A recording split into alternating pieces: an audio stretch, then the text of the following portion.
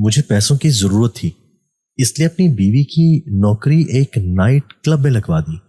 بیوی بہت حسین تھی، پر وہ روز آ کر روتی، کہتی وہ گندی جگہ ہے، پر میں طلاق کی دھمکی دیتا۔ ایک دن کلب کا مالک مجھ سے بولا اپنی بیوی کو رات کی سروس کے لیے چھوڑے گا تو ایک رات کو لاکھوں ملیں گے۔ تو میں مان گیا اور رات چھوڑ دیا۔ اگلی صبح بیوی اور پیسے لینے گیا تو کلب میں رش لگا تھا۔ مجھ پر قیامت ٹوٹ پڑی، کیونکہ تم کیا یہ روز بروز سبزی میرے سامنے بنا کر رکھ دیتی ہو؟ لے جاؤ اسے، مجھے نہیں کھانے یہ ٹینڈے، مجھے ایسے کھانوں کی عادت نہیں ہے۔ میں نے چلا کر بیوی کو کہا تو وہ حیران نظروں سے مجھے دیکھنے لگی۔ میں جو گھر میں پھیلی خوشبو سونگھ کر بے انتہا خوش ہو کر کھانا کھانے بیٹھا تھا، ٹینڈے دیکھ کر میرا دل جل کر رہ گیا۔ آج بڑے زوروں کی بھوک لگی تھی، مگر اب ساری بھوک جیسے اڑ گئی تھی۔ گوشت ختم ہو گیا تھا۔ میں نے گلی میں سے سبزی خرید لی۔ اب اور کیا بناؤں روز روز؟ وہ دھیمے لہجے میں بولی، آپ چکھ کر تو دیکھیں، بہت مزیدار بنے ہیں۔ میں نے ایک نظر پلیٹ میں رکھے سالن پر ڈالی تو یہ سچ تھا کہ ماہین کے ہاتھ میں بہت ذائقہ تھا۔ وہ ہر چیز کو اس طریقے سے بناتی کہ کھانے والا داد دیے بنا نہ رہ پاتا، مگر مجھے شروع سے ہی عمدہ کھانا کھانے کا شوق تھا۔ سبزی میرے حلق سے اترتی ہی نہ تھی۔ میں نے نادانستہ طور پر اپنی جیب پر ہاتھ مارا۔ جیب میں اتنے پیسے موجود نہ تھے کہ میں باہر سے کچھ کھانے کو لے آتا۔ میرا دل غم و غصے سے بھرا تھا۔ زندگی اس نہج پر لے آئے گی یہ کبھی سوچا بھی نہ تھا۔ میں نے ایک ترچھی نظر ماہین پر ڈالی اور پلیٹ اپنی طرف کھسکا کر آنکھیں بند کر کے پہلا نوالا منہ میں ڈالا۔ ذائقہ برا تو نہ تھا، پر پھر بھی میرا دل خوش نہ ہوا۔ میں بے دلی سے کھانا کھانے لگا تو ماہین خوش ہو کر میرے لیے پانی لینے چلی گئی۔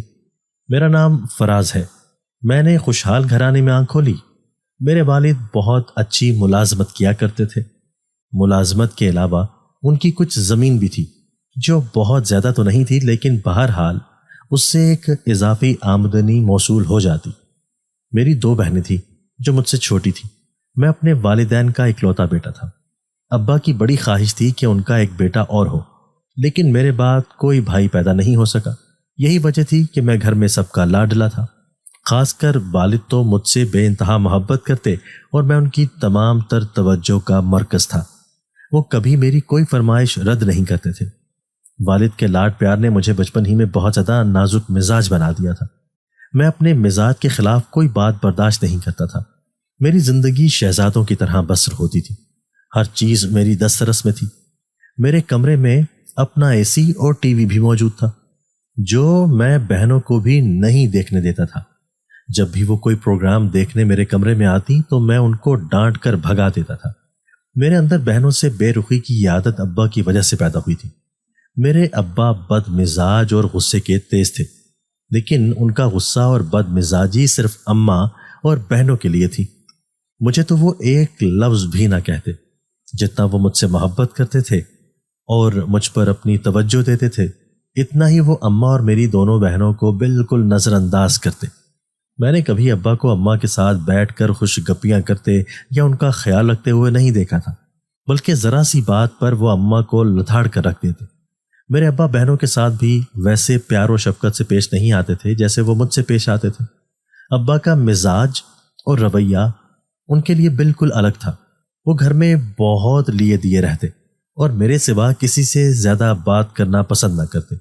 ابا جب گھر آتے، اماں خاموشی سے ان کے کاموں میں مصروف رہتی اور وہ ایک راجہ کی طرح اماں سے خدمتیں کرواتے رہتے۔ ابا کبھی بھی اماں سے کسی بات میں صلاح مشورہ نہیں کرتے تھے۔ گھر مجھے جتنی اہمیت دی جاتی تھی، میری دونوں بہنوں کو بالکل اہمیت نہیں دی جاتی تھی۔ یہاں تک کہ گھر میں ہمیشہ میری پسند اور مرضی کا کھانا بنتا تھا، اور اگر کبھی مجھے کھانا پسند نہ آتا اور میں نہ کھاتا تو ابا کی جان پر بن جاتی۔ وہ اماں کو برا بھلا کہتے اور فوراً میرے لیے بازار سے کچھ لینے کے لیے نکل پڑتے، جبکہ میری بہنیں اگر کبھی کھانا نہ کھاتی تو ابا کو کوئی فرق نہیں پڑتا تھا۔ یہی وجہ تھی کہ مجھے بھی اپنی بہنوں سے کوئی خاص لگاؤ پیدا نہ ہو سکا۔ ابا میری ہر فرمائش پوری کرتے تھے اور بنا کچھ کہے بھی وہ میرے لیے بہت سی چیزیں لے کر آتے، لیکن انہیں یہ یاد نہیں ہوتا تھا کہ گھر میں ان کی 2 بیٹیاں بھی موجود ہیں، جن کے لیے بھی ان کو کچھ نہ کچھ لے کر آنا چاہیے۔ ایسا نہیں تھا کہ میری بہنیں بہت مشکل حالات سے گزر رہی تھیں۔ ابا نے انہیں اچھے اسکول میں داخل کروایا تھا اور ان کی اچھی پرورش کر رہے تھے، لیکن جب بھی ابا شہر سے باہر جاتے تو ہمیشہ مجھے ہی ذہن میں رکھتے اور میرے لیے ڈھیروں چیزیں لے کر آتے۔ اس وقت وہ اماں اور اپنی بیٹیوں کو بالکل بھول جایا کرتے تھے۔ بہنیں شکایت کرتی تو ابا کہتے جو چاہے اماں کے ساتھ جا کر لے آنا۔ اب مجھے لڑکیوں کی چیزوں کا کیا پتہ۔ رفتہ رفتہ بہنوں نے شکوہ کرنا چھوڑ دیا اور ابا سے دور ہو گئی۔ یہی وجہ تھی کہ باپ بیٹی کی جو فطری محبت ہوتی ہے وہ ہمارے گھر میں موجود نہ تھی۔ ابا گھر آتے تو میری بہنیں اپنے کمرے میں چلی جاتی۔ انہیں ابا کا اماں کو باتیں سنانا اور ذلیل کرنا پسند نہیں تھا۔ شاید یہی وجہ تھی کہ ابا کی موجودگی تک وہ اپنے گھر میں ہی کمرے میں رہتی۔ اماں نے کئی بار ابا کو سمجھانے کی کوشش کی تھی کہ آپ کا ایک ہی بیٹا ہے، اتنا لاڈ پیار اور بے جا فرمائشیں پوری کرنے سے اس میں بگاڑ پیدا ہو سکتا ہے، لیکن ابا اماں کو کم عقل اور جاہل کہہ کر چپ کروا دیا گیا۔ اماں کی روک ٹوک کی وجہ سے میرے دل میں اماں کے خلاف ایک خلش پیدا ہو گئی تھی۔ مجھے ایسا لگتا تھا کہ جیسے اماں مجھ سے محبت نہیں کرتی اور وہ صرف میری بہنوں سے محبت کرتی ہیں۔ یہی وجہ تھی کہ میں اور زیادہ ابا کے قریب ہوتا چلا گیا۔ ابا نے مجھے شہر کے بہترین اسکول میں داخل کروایا۔ اس اسکول کی فیس بھی کافی زیادہ تھی، جہاں زیادہ تر امیروں کے بچے تعلیم حاصل کرتے تھے۔ اسکول میں بھی بچوں کو زیادہ تر لاڈ پیار سے رکھا جاتا۔ مجھے پڑھائی لکھائی میں کوئی خاص دلچسپی نہیں تھی، نہ ہی ابا نے مجھے کبھی پڑھنے لکھنے پر زیادہ زور دیا تھا۔ ابا کی تو میں سنتا ہی نہ تھا، میں ہر کلاس میں پاس ہو جاتا۔ ابا کے لیے یہی کافی تھا۔ میری دونوں بہنیں بہت ذہین تھیں، وہ اپنا زیادہ تر وقت پڑھائی میں ہی مصروف رہا کرتی تھیں۔ پڑھائی کے علاوہ ان کی کوئی خاص سرگرمی بھی نہیں تھی، نہ ان کی کوئی دوست تھی، نہ ابا نے کبھی اسکول کے علاوہ انہیں گھر سے باہر جانے کی اجازت دی تھی۔ شاید اسی لیے وہ ہر کلاس میں اچھے نمبروں سے کامیاب ہو جاتی۔ خاص کر میری چھوٹی بہن تو ہر کلاس میں اول پوزیشن حاصل کرتی تھی۔ بہنوں کے نمبر مجھ سے زیادہ آتے تو میں جل بھن کر کباب ہو جاتا تھا۔ میری چھوٹی بہن کی ٹرافیوں سے اس کا کمرہ سج گیا تھا۔ پڑھائی کے علاوہ وہ غیر نصابی سرگرمیوں میں بھی پیش رہتی تھی اور اکثر انعامات جیت کر لاتی تھی، لیکن ابا نے کبھی اسے تعریف یا ستائش کا ایک لفظ بھی نہ کہا تھا۔ وہ ہمیشہ ابا کی طرف سے سراہے جانے کی منتظر رہتی تھی، لیکن ابا کو گھر میں ایک ہی فرد دکھائی دیتا تھا جو میں تھا۔ بچپن کا وقت بہت جلدی گزر گیا۔ میں نے میٹرک کر لیا تو ابا نے مجھے شہر کے سب سے اچھے کالج میں داخل کروا دیا۔ کالج میں آیا تو ابا نے مجھے موبائل بھی لے دیا۔ اس کے علاوہ ابا مجھے کھلا جیب خرچ دیتے، میں جتنے چاہے پیسے خرچ کرتا، کوئی روک ٹوک نہیں تھی۔ کالج میں میرا زیادہ تر وقت دوستوں کے ساتھ گھومنے اور کھانے پینے میں ہی گزر جاتا۔ میں اکثر کالج سے غیر حاضر رہتا۔ کالج کی پڑھائی اسکول سے بہت زیادہ مشکل تھی۔ کتاب کھولتا تو کچھ سمجھ ہی نہ آتی، نہ ہی کچھ یاد ہوتا۔ یہی وجہ تھی کہ میں امتحان میں فیل ہو گیا۔ فیل ہونے سے مجھے بڑی شرمندگی ہوئی تھی، اس لیے میں نے آگے پڑھنے سے صاف انکار کر دیا۔ اماں نے مجھے سمجھانے کی بہت کوشش کی کہ اگر فیل ہو گئے ہو تو کوئی بات نہیں، دوبارہ کوشش کرو، لیکن میں اماں کی کوئی بات سنتا ہی کہاں تھا۔ گھر میں اماں کی کبھی کسی نے نہ سنی تھی، مجھے بھی وہی عادت تھی۔ میں بھی ابا کی طرح اماں کو کم عقل ہی سمجھتا تھا۔ اماں نے 2-3 بار کہا تو ابا نے اماں کو جھڑکتے ہوئے کہا، چپ کر جاہل عورت، میرا بیٹا جو دل چاہے گا کرے گا۔ ابا کی سائیڈ لینے سے میرا سینہ مزید چوڑا ہو گیا۔ میں نے ابا سے کہا کہ پڑھ کر بھی نوکری ملنے کا کیا گارنٹی ہے؟ ویسے بھی مجھے نوکری کر کے دھکے نہیں کھانے، بلکہ اپنا کاروبار کرنا ہے۔ آپ دیکھیے گا جب ایک دن میرے ساتھ کے لڑکے تعلیم مکمل کر کے نوکری تلاش کریں گے تو میں ان کو اپنے پاس نوکری دوں گا۔ ابا اش کر اٹھے اور میری سمجھداری کے قائل ہو گئے۔ لیکن کاروبار کون سا کرنا چاہیے؟ ابا نے پوچھا تو میں سوچ میں پڑ گیا۔ میں کوئی ایسا کاروبار کرنا چاہتا تھا جس میں مجھے زیادہ محنت نہ کرنی پڑے اور وہ میرے مزاج کے مطابق ہو۔ اس لیے میں نے موبائل فون کی دکان کھولنے کا سوچا۔ اماں نے ابا کو بہت سمجھانے کی کوشش کی تھی کہ کاروبار کے لیے میری عمر ابھی کم ہے، ایسا نہ ہو کہ نقصان اٹھانا پڑے، لیکن ابا نے ہمیشہ کی طرح میری یہ فرمائش بھی نہ رد کی۔ انہوں نے مجھے موبائل کا کاروبار کروا دیا۔ اس کاروبار کے لیے کافی سرمایہ درکار تھا۔ ابا نے مجھے اپنی ساری جمع پونجی میرے اس کاروبار کروا دینے پر لگا دی، لیکن میں یہ نہیں جانتا تھا کہ محنت اور تجربے کے بغیر کاروبار نہیں جمتا۔ مجھے اس کاروبار کا کوئی تجربہ نہیں تھا اور محنت تو مجھ سے ہوتی نہیں تھی۔ میں تو سو کر ہی 12 بجے اٹھتا تھا، اس کے بعد ناشتہ کرتا، نہا دھو کر تیار ہوتا۔ اس طرح دکان پر پہنچنے میں مجھے 1-2 بج جاتا۔ دکان پر بند کر بیٹھنا میرے لیے بہت مشکل تھا۔ میں دوستوں کے ساتھ چلا جاتا تو ملازم ٹھیک سے کام نہ کرتے، میں غصے میں ملازموں پر چیختا چلاتا رہتا۔ موبائل کے کام کا تجربہ نہ ہونے کی وجہ سے خریداروں کو بھی مطمئن نہ کر پاتا تھا۔ تنگ آ کر ملازم بھی کام چھوڑ کر چلے گئے۔ گاہک بھی نہ ہونے کے برابر تھے۔ منافع ہونے کے بجائے الٹا نقصان ہو رہا تھا۔ میں نے تو سوچا تھا کہ کاروبار کرتے ہی لاکھوں کمانے لگوں گا اور اماں کا منہ بند کر دوں گا، لیکن یہاں تو سب الٹ ہی ہو گیا تھا۔ پیسے کمانے کی بجائے ہر مہینے بجلی کا بل اور دکان کا کرایہ بھی ادا کرنا پڑتا، جو ابا اپنی تنخواہ سے ادا کرتے۔ تنخواہ میں سے بھی دکان اور بل کے پیسے نکالنے کی وجہ سے گھر کے اخراجات میں بھی تنگی ہونے لگی تھی۔ اب تو ابا نے مجھے کہنا شروع کر دیا کہ میں کاروبار پر توجہ دوں اور کچھ منافع حاصل کروں، لیکن میں کیا کرتا؟ بچپن سے میری فطرت ہی ایسی تھی۔ اگر میں جلدی اٹھتا تو سارا دن سستی چھائی رہتی اور موڈ خراب رہتا، تب بھی میں کوئی کام نہیں کر پاتا تھا۔ گاہک دکان پر آتے تو سوال پوچھ کر دماغ خراب کر دیتے اور بیشتر کچھ لیتے بھی نہ تھے۔ اب میں پچھتا رہا تھا کہ میں نے کاروبار میں ہاتھ کیوں ڈالا تھا۔ کاروبار میرا کرنا میرے بس کی بات نہیں تھی۔ اس سے اچھا تو میں پڑھائی کر کے کہیں نوکری ہی کر لیتا۔ میں نے خواب تو بڑے بڑے دیکھے تھے، لیکن ایک بھی پورا نہ ہو سکا تھا۔ کاروبار میں دن بدن نقصان ہوتا جا رہا تھا۔ تھک ہار کر دکان کا سامان اونے پونے فروخت کرنا پڑا۔ کاروبار میں بڑا گھاٹا اٹھانا پڑا تھا۔ ابا کو اس نقصان نے گہرا صدمہ پہنچایا۔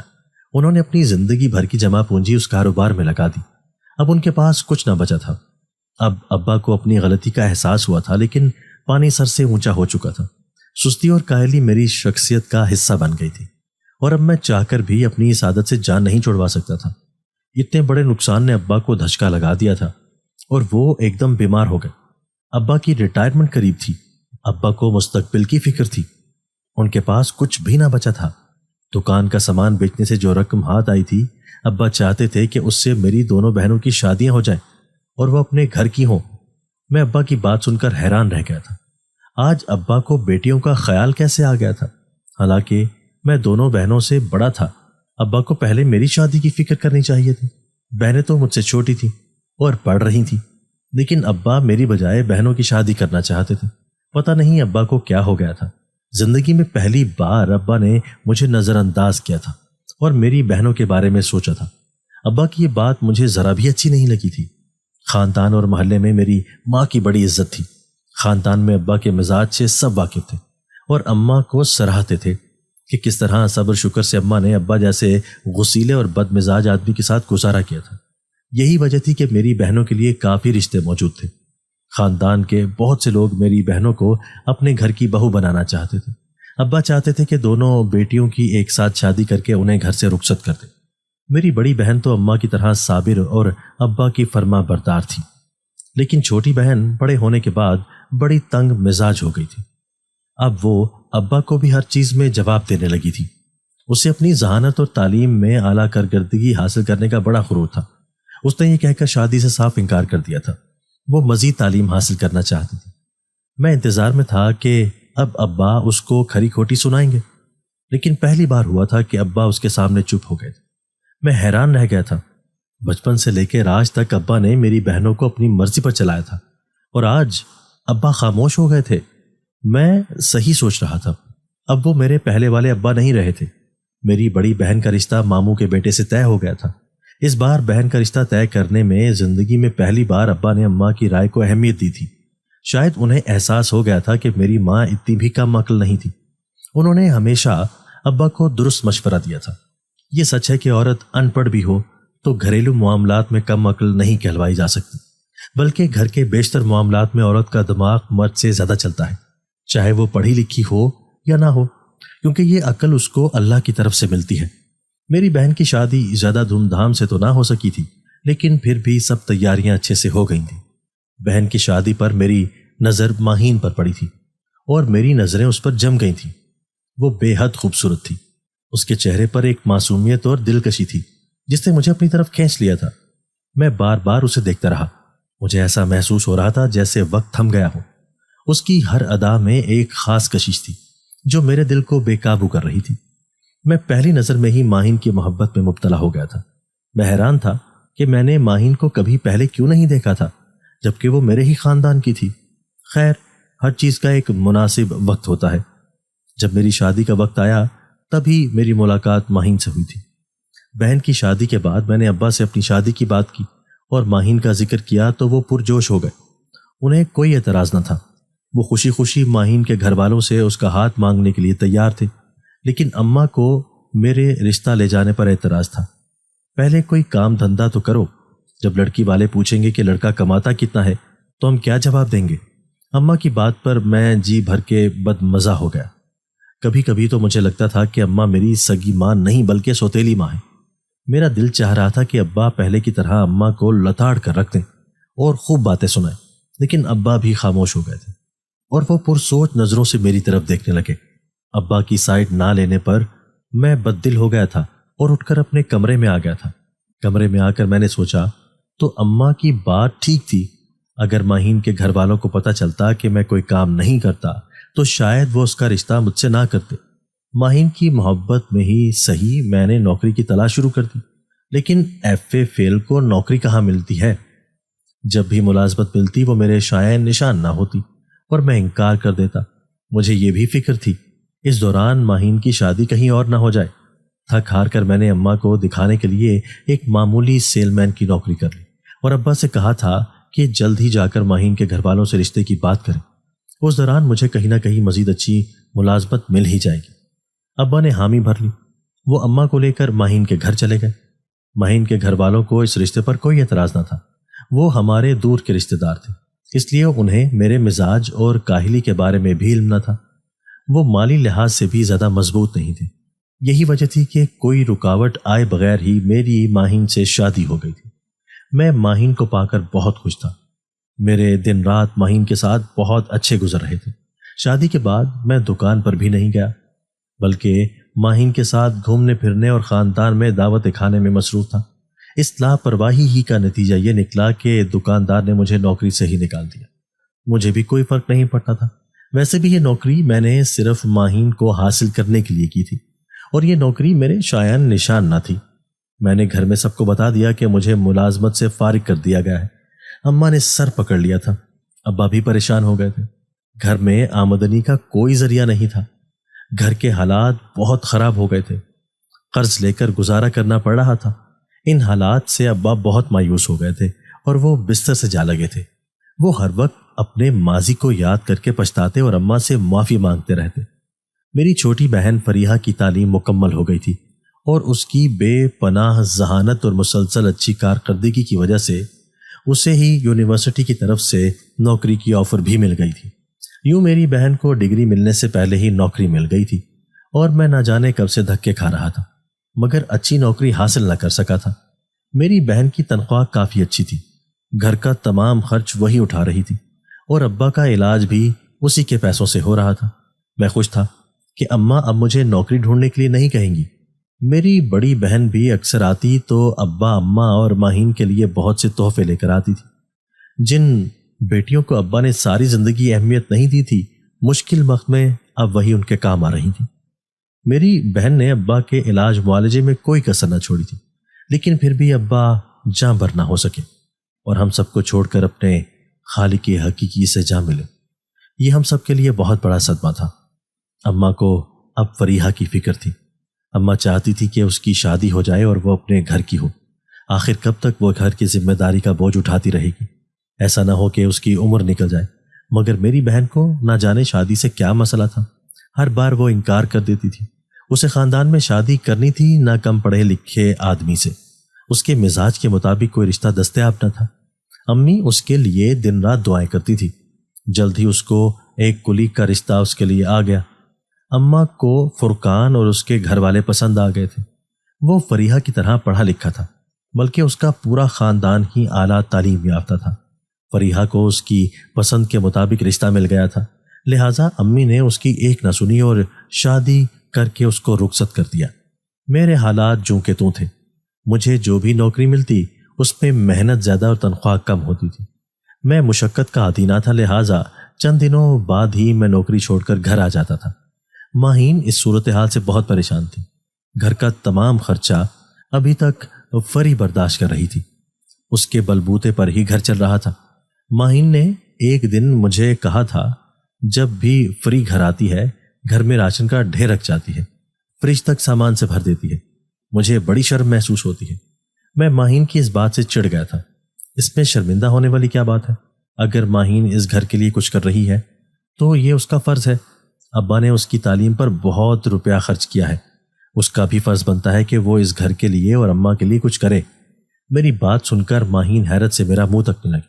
शायद वो दिल में ये सोच रही थी कि फराइज तो मेरे भी बहुत बनते थे, लेकिन मैं अपना कोई भी फर्ज पूरा करने से कासिर था। माहीन की शादी को चंद महीने गुजरे थे कि एक रात अम्मी सोईं तो फिर सुबह न उठी। मैं अम्मा के सरहाने बैठकर रोता रहा। देखा अम्मा, मैं ठीक कहता था, आपको अपनी बेटियों से ज्यादा मोहब्बत थी। जब ही तो उनके रुखसत होते ही आप मुझे छोड़कर चली गई। मैं अम्मा से शिकायतें करता रहा और रोता रहा। इस मौके पर माहीन ने मुझे संभाला और हौसला दिया। अम्मा के जाने के बाद घर के हालात बदतरीन हो गए। फरी ने तो अब घर आना जाना ही छोड़ दिया था।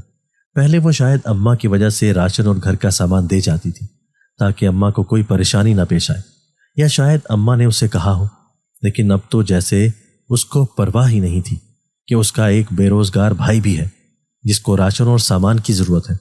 कई बार मेरे दिल में आया कि मैं फरी को फोन करूं और उससे कहूं कि वो पहले की तरह मेरी माली मदद करती रहे, लेकिन हर बार एक झिझक आड़े आ जाती थी। फरी को तो मेरे सब हालात का इल्म था, तब भी उसने मुझे ना पूछा था, तो मैं उसके आगे अपने हालात कैसे बयान करता। तंग आकर मैंने अपने घर के ऊपर वाला पोर्शन किराए पर चढ़ा दिया, लेकिन किराए की ज्यादातर रकम तो बिलों में अदायगी में ही निकल जाती थी। बाकी की पैसों से घर का दाल दलिया चल रहा था, मगर मैं तो आसाइशात का आदी था। इसी के बगैर मुझे नींद नहीं आती थी। मैं अच्छे खाने खाने का शौकीन था। घर की दाल रोटी मुझे मजा ना देती थी। मेरा मिजाज बिगड़ने लगा। मैं अक्सर माहीन पर गुस्सा करता और चीखता चिल्लाता था। मुझे लगता था कि मैं भी अब्बा की तरह बनता जा रहा हूं। फर्क सिर्फ इतना था कि अब्बा के पास पैसों की कमी न थी, उसके बावजूद उनका सुलूक अम्मा के साथ अच्छा न था। लेकिन मुझे माहीन से बड़ी मोहब्बत थी। हालात की वजह से मैं अक्सर उस पर गुस्सा कर जाता था, लेकिन बाद में पछताता था और उससे माफी मांग लेता था। माहीन भी मुझे माफ कर देती थी। क्या करती, उसके पास मुझे माफ करने के अलावा और कोई रास्ता भी नहीं था। अब मैं उस वक्त को कोसता था जब मैंने कारोबार का फैसला किया था। अगर जमीन और कुछ पैसा जोड़ा होता तो आज मेरे ये हालात ना होते। काश अब्बा उस वक्त अम्मा की बात मान लेते और कारोबार में पैसे लगाने से साफ इनकार कर देते। एक दिन मैं नौकरी की तलाश में एक नाइट क्लब चला गया। मुझे वहां काम तो नहीं मिल सका, लेकिन उन्हें एक औरत की जरूरत थी। वो लोग अच्छी तनख्वाह देने को तैयार थे। मैंने उनसे माहीन के लिए बात कर ली थी। घर आकर माहीन को बताया तो वो हैरान रह गई थी। क्या नाइट क्लब की नौकरी? आप जानते भी हैं कि ये नौकरी अच्छी नहीं होती। क्यों, इस नौकरी में ऐसा क्या है? सिर्फ मेहमानों को जूस और पानी ही तो पिलाना है। नौकरी की टाइमिंग भी कोई ज्यादा नहीं है। शाम 4 बजे से लेकर रात 11 बजे तक की नौकरी है। मैं तुम्हें छोड़ आया करूंगा और वापस भी ले आया करूंगा। नहीं, इस नौकरी के लिए मेरा दिल नहीं मानता। माहीन ने कहा, बस कुछ दिनों की बात है। जैसे ही मुझे नौकरी मिल जाएगी तुम फौरन ये नौकरी छोड़ देना। मैंने माहीन से कहा तो वो मेरी शक्ल देखने लगी। इतने सालों में उसे भी अंदाजा हो गया था कि ये मेरा सिर्फ एक बहाना है। ना मुझे पैसे कमाने की आदत है और ना ही मैं कभी कोई नौकरी करूंगा। मेरी जिद से तंग आकर माहीन ने नौकरी पर जाने का फैसला कर लिया था। मैं हर शाम उसे नौकरी पर छोड़ आता और रात को वापस ले आता। माहीन की तनख्वाह घर आने लगी थी तो घर का गुजारा अच्छे से चल रहा था। मैं खुश था कि हालात बेहतर हो गए थे। एक दिन मैं माहीन को लेने गया तो होटल के मैनेजर से बात हुई। उसने कहा था कि अगर माहीन रात की ड्यूटी करे तो लाखों का फायदा होगा। मैनेजर की बात सुनकर मेरी आंखें चमकने लगी थी। मैंने उस दिन माहीन को रात की ड्यूटी करने का मशवरा दिया था। मेरी बात सुनकर वो चौंक गई थी। ये आप क्या कह रहे हैं? क्या आप नहीं जानते कि नाइट्स क्लब में रात कैसे औबाश लोग आते हैं? मैं जो नौकरी कर रही हूं, क्या वो आपके लिए काफी नहीं है? माहीन ने गुस्से से कहा, मगर मेरी आंखों पर तो लालच की पट्टी बंध चुकी थी। मैंने माहीन को कायल करने की बहुत कोशिश की। जब वो ना मानी तो मैंने उसे तलाक की धमकी दी। तलाक की धमकी सुनकर वो खामोश हो गई थी और मेरी बात मान गई थी। मैं रात को 10 बजे के करीब उसको क्लब छोड़ाया था और सुबह जब वापस लेने गया तो होटल में एक रश लगा हुआ था। मैं घबरा गया। जैसे ही अंदर जाकर देखा तो मुझ पर कयामत टूट पड़ी थी। माहीन बुरी तरह रो रही थी, जबकि मैनेजर उसे सबके सामने डांटने में मसरूफ था। اور کہہ رہا تھا کہ وہ اپنا حساب لے کر چلتی بنے۔